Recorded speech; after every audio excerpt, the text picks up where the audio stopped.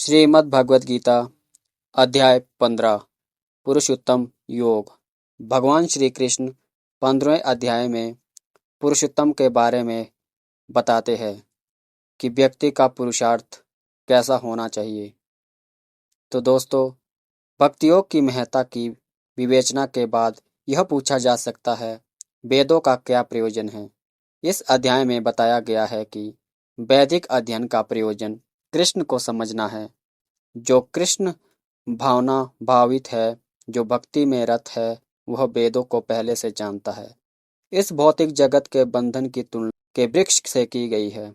जो व्यक्ति सकाम कर्मों में लगा है, उसके लिए इस वृक्ष का कोई अंत नहीं है। वह एक शाखा से दूसरी में और दूसरी से तीसरी में घूमता रहता है। इस जगत रूपी वृक्ष का कोई अंत नहीं है, और जो इस वृक्ष में आसक्त है, उसकी मुक्ति की कोई संभावना नहीं है। वैदिक स्रोत आत्म उन्नति के लिए है, वे ही इस वृक्ष के पत्ते हैं। इस वृक्ष की जड़ें ऊपर की ओर बढ़ती है, क्योंकि वे इस ब्रह्मांड के सर्वश्लोक से प्रारंभ होती है, जहाँ पर ब्रह्मा स्थित है। यदि कोई इस मोह रूपी अविनाशी वृक्ष को समझ लेता है, तो वह इससे बाहर निकल सकता है।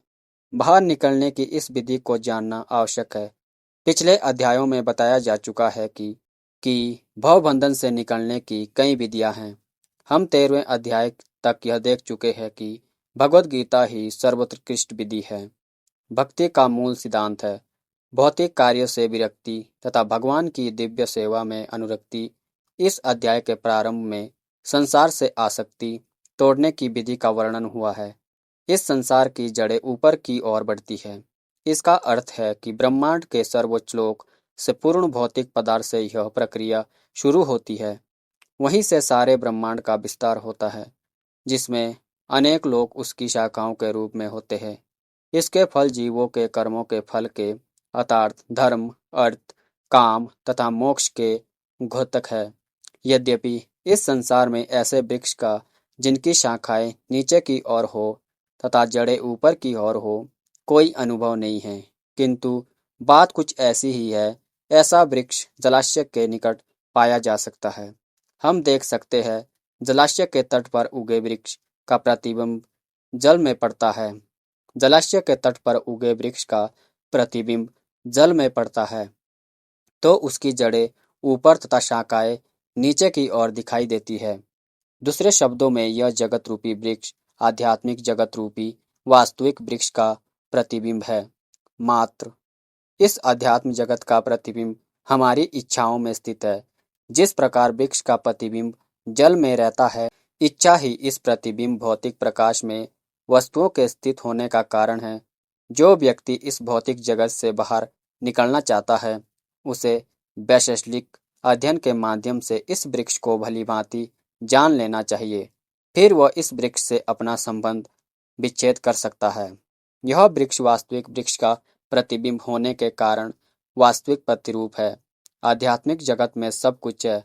ब्रह्म को निर्विशेषवादी इस भौतिक वृक्ष का मूल मानते हैं, और सांख्य दर्शन के अनुसार इसी मूल से पहले प्रकृति, पुरुष और तब तीनों गुण निकलते हैं, और फिर 5 स्थूल तत्व, 5 महाभूत, फिर 10 इंद्रियां, मन आदि। इस प्रकार के वे सारे संसार को 24 तत्वों में विभाजित करते हैं।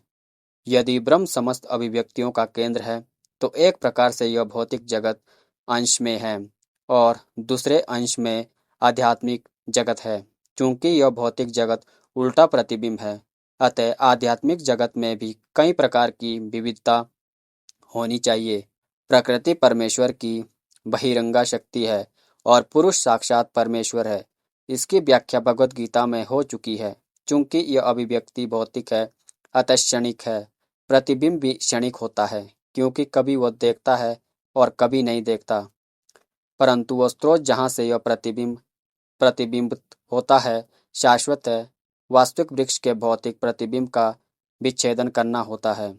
जब कोई कहता है कि अमुक व्यक्ति वेद जानता है, तो इससे समझा जाता है कि वह इस जगत की आसक्ति से विच्छेद करना चाहता है। यदि वह इस विधि को जानता है, तो समझिए कि वह वास्तव में वेदों को जानता है। जो व्यक्ति वेदों के कर्मकांड द्वारा आकृष्टित होता है, वह इस वृक्ष की सुंदरता, हरी पत्तियां से आकृष्ट होता है। वह वेदों के वास्तविक उद्देश्य को नहीं जानता। वेदों का उद्देश्य भगवान ने स्वयं प्रकट किया है और वह है इस प्रतिबिंब वृक्ष को काटकर आध्यात्मिक जगत के वास्तविक वृक्ष को प्राप्त करना। तो दोस्तों, वीडियो में आगे चलते हैं। भगवान श्री कृष्ण अर्जुन से क्या कहते हैं। भगवान ने कहा जाता है कि एक शाश्वत अश्वत्थ वृक्ष है जिसकी जड़ें तो ऊपर की ओर है और शाखाएं नीचे की ओर, तथा पत्तियां वैदिक स्रोत है। जो इस वृक्ष को जानता है वो वेदों का ज्ञाता है। इस वृक्ष की शाखाएं ऊपर तथा नीचे फैली हुई है और प्रकृति के तीनों गुणों द्वारा पोषित है। इसकी टहनियाँ इंद्रिय विषय है।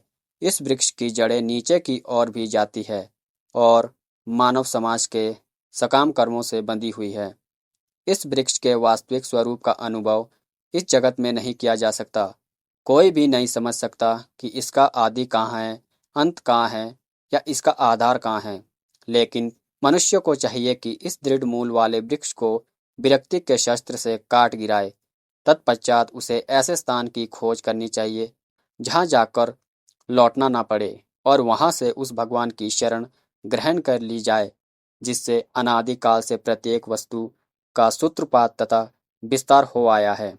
जो झूठी प्रतिष्ठा, मोह तथा कुसंगति से मुक्त है, जो शाश्वत तत्व को समझते हैं, जिन्होंने भौतिक काम को नष्ट कर दिया है, जो सुख तथा दुख के द्वंद्व से मुक्त है और जो मोहरहित होकर परम पुरुष के शरणागत होना जानते हैं, वे उस शाश्वत राज्य को प्राप्त होता है।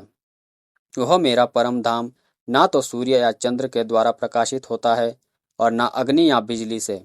जो लोग वहां पहुंच जाते हैं वे इस भौतिक जगत में फिर से लौटकर नहीं आते। इस बद्ध जगत में सारे जीव मेरे शाश्वत अंश है। बद्ध जीव के कारण वे 6 इंद्रियों से घोर संघर्ष कर रहे हैं, जिनमें से मन भी सम्मिलित है। इस संसार में जीव अपनी देह, आत्मा, बुद्धि को एक शरीर से दूसरे में उसी तरह से जाता है जिस तरह वायु सुगंधित को ले जाता है। इस प्रकार वह एक शरीर धारण करता है और फिर इसे त्याग कर दूसरा शरीर धारण करता है।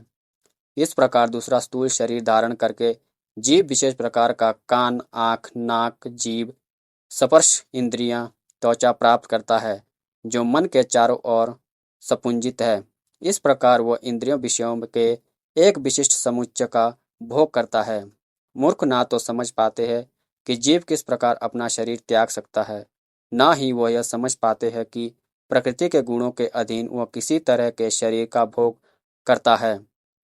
लेकिन जिसकी आंखें ज्ञान से प्रकाशित होती है वह यह सब देख सकता है।